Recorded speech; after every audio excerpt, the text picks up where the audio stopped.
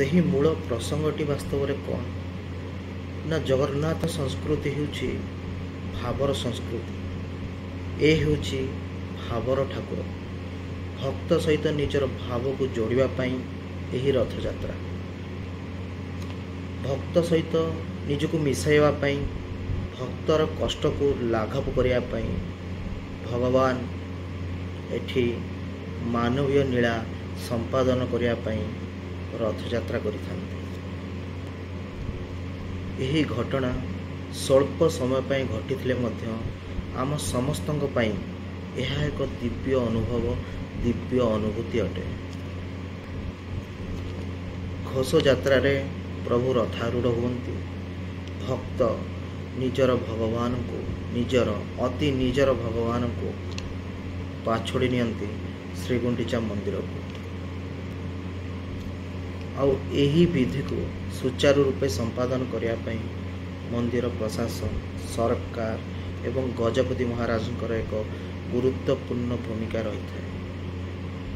ଏହି କାର୍ଯ୍ୟକୁ ସଠିକ୍ ରୂପେ ସମ୍ପାଦନ କରିବା ପାଇଁ କହିବାକୁ ଗଲେ ଏକ ଗୁରୁ ଭୂମିକା ରହିଥାଏ। ଆମେ ଯଦି ଇତିହାସକୁ ଅନ୍ୱେଷଣ କରିବା ତାହେଲେ ଜାଣିବାକୁ ପାଇବା ଯେ କିଭଳି ରଥଯାତ୍ରା ସମୟରେ କୌଣସି କାରଣବଶତଃ ଯଦି ରଥ ନ ଗଡ଼ିଥାଏ, ଭକ୍ତମାନେ କିଭଳି ଭାବେ ନିଜ ଆଖିରୁ ଲୁହ ଝରାଇଥାନ୍ତି ଏବଂ ଗଜପତି ମହାରାଜ ମଧ୍ୟ ଭଗବାନଙ୍କୁ ମନେଇବା ପାଇଁ କିଭଳି ରାଜପ୍ରସାଦ ଛାଡ଼ି ରଥ ପାଖକୁ ଚାଲି ଆସନ୍ତି।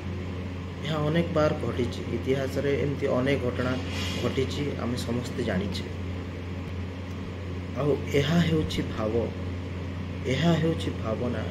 ଏହି ଭାବନା ଓ ଭାବ ହିଁ ଜଗନ୍ନାଥ ସଂସ୍କୃତିକୁ ମହାନ କରିଛି। ଆଉ ଯୁଗ ଯୁଗ ଧରି ଭକ୍ତ ଏହି ଭାବନାରେ ବାନ୍ଧି ହୋଇ ରହିଛି।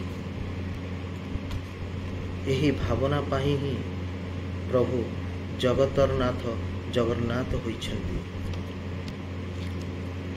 ଯେଉଁଠି ଭାବନା ନାହିଁ ସେଠି ଭକ୍ତ ନାହିଁ, ଯେଉଁଠି ଭକ୍ତ ନାହିଁ ସେଠି ଭଗବାନ ବି ନାହାନ୍ତି।